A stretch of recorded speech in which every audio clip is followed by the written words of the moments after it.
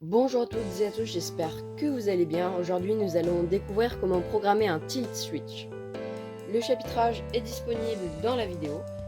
Nous allons voir dans une première partie comment le brancher à l'Arduino et dans une deuxième partie comment le programmer. Et pour finir, nous allons réaliser un petit projet bonus avec ce capteur que vous pourrez refaire chez vous si vous avez une imprimante 3D.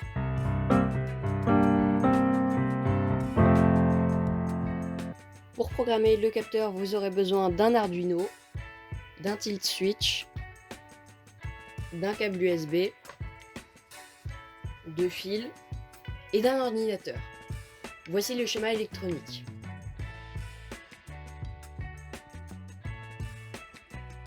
Maintenant, on peut passer sur la programmation du module. Vous avez le code en description et en gros, il nous permet de surveiller l'état du capteur. S'il est à 90 degrés, on va envoyer un message à la console activé. S'il est à 45 degrés, on va envoyer un message désactivé. On utilise une variable pour stocker l'état précédent du capteur et une boucle afin de ne pas répéter à l'infini activé ou désactivé. Et pour finir, on met un délai de 0,1 seconde ou 100 millisecondes. Donc maintenant, pour téléverser notre code sur l'Arduino, on peut aller dans Outils, sélectionner le port et notre carte. Si ce n'est pas une Arduino Uno, vous pouvez aller dans les cartes déjà disponibles ou sinon vous allez dans Board Manager. Et là, vous pouvez installer des bibliothèques de cartes. Une fois que vous avez fait ça, vous pouvez faire vérifier ou directement upload pour téléverser votre code. Donc là, ça va compiler le sketch. Ça nous dit qu'il prend 6% de l'espace de stockage de programme. Et je vais pouvoir vous montrer le résultat.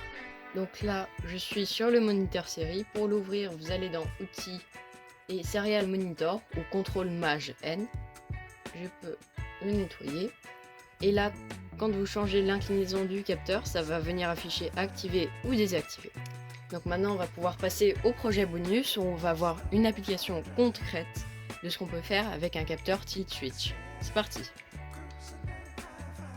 Je vais vous expliquer rapidement mon idée. Je voudrais créer un boîtier en 3D pour contenir un Arduino, un tilt switch, une batterie et une LED. Il faudrait que ce boîtier soit sur mesure et que quand on change l'inclinaison, cela vienne allumer la LED pour par exemple éclairer des recoins d'un ordinateur que vous nettoyez. Allez, j'ouvre Fusion 360 et on commence la modélisation.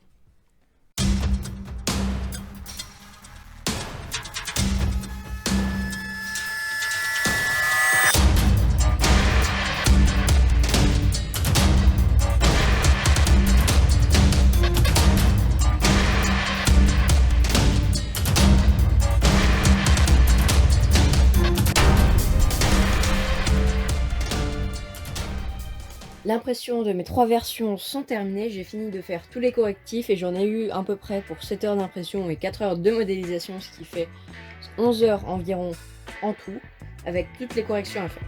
Chaque pièce mettait entre 1 heure et 1h30, là la base de la version finale a mis 1h26. Je vais vous présenter les 3 versions avec les améliorations et problèmes qu'il y avait dessus. Alors, la première version, je tâtonnais un peu. Je ne savais pas vraiment ce que je voulais, donc je suis parti sur une forme simple, une boîte rectangulaire, mais il y avait pas mal de problèmes. L'Arduino ne rentrait pas car j'avais juste fait un rectangle sans mesure précise. Le câble qui reliait la batterie rechargeable à l'Arduino ne pouvait pas passer car j'avais fait le trou ici et j'avais la batterie juste au-dessus, ce qui était impossible. La LED était positionnée sur le couvercle et ne rentrait pas complètement, ce qui était problématique. En résumé, c'était pas génial. Donc après on arrive sur la deuxième version, ici, qui était déjà beaucoup plus élaborée. J'ai eu l'idée de réaliser un manche pour améliorer la prise en main et en même temps mettre la batterie dans ce manche pour avoir l'espace pour brancher l'Arduino.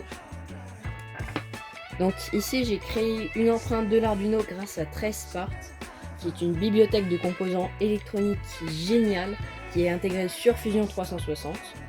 Ils ont des centaines de références et cela vaut vraiment le coup de se créer un compte. L'emplacement pour la batterie était trop petit,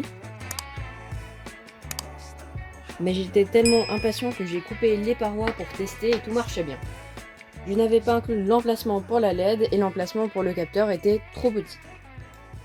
Pour finir avec la V3, j'ai résolu tous les petits problèmes que je vous ai cités auparavant. Le seul inconvénient est que l'on ne peut pas brancher l'Arduino avec un câble officiel, car il n'y a pas assez d'espace, mais si vous prenez un câble pour les imprimantes, cela devrait passer. Je devrais corriger ça pour le modèle qui sera disponible sur Printable, le lien est en description. Allez, maintenant on peut passer à l'assemblage. On peut insérer l'Arduino dans le boîtier, la batterie,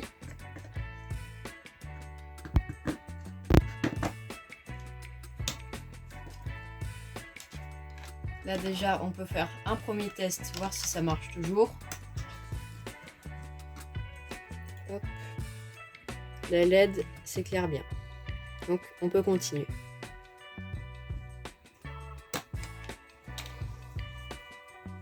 Voilà, on continue avec le collage des aimants. Là, on en a 2 sur chaque partie.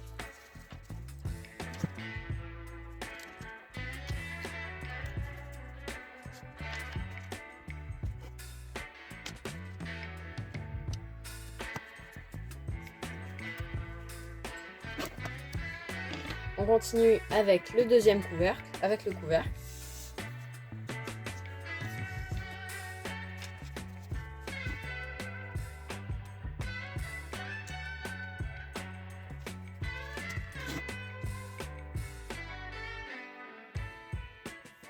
Là, maintenant qu'on a terminé de faire ça, on peut attendre une vingtaine de minutes que tout ça sèche. Ici, on a une problématique, les câbles dépassent lorsque l'on veut fermer notre boîte. Donc pour cela, j'ai d'abord coupé la partie en plastique qu'il y a autour du câble, puis avec une pince, je suis allé tordre le métal qu'il y a juste en dessous.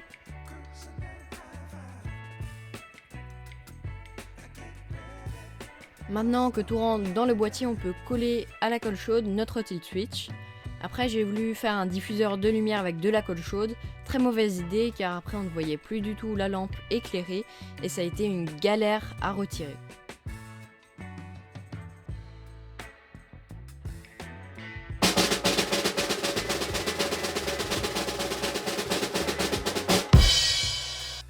Le projet est terminé, quand vous inclinez la lampe vers le bas, elle s'allume, et quand vous l'inclinez vers le haut, elle s'éteint.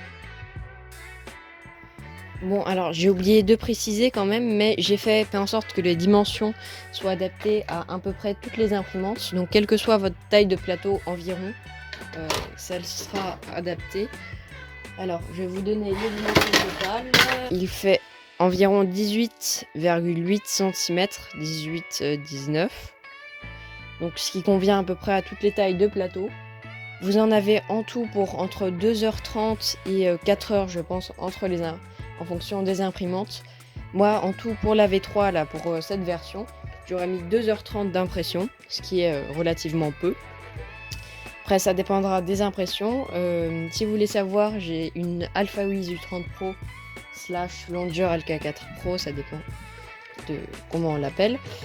C'est une imprimante qui est très bien, vous pouvez la retrouver sur le site officiel et j'en ai fait une vidéo il y a que quelques mois que je vous mets en description. En conclusion, dans cette vidéo, on aura appris à programmer un capteur tilt switch avec un Arduino, afficher dans le moniteur son état et pour finir notre projet bonus, réaliser une boîte en 3D sur mesure, sur batterie, afin d'allumer une LED et de l'éteindre quand le capteur est allumé ou désactivé. Alors la lampe n'est pas très puissante, donc là c'est surtout pour la démonstration.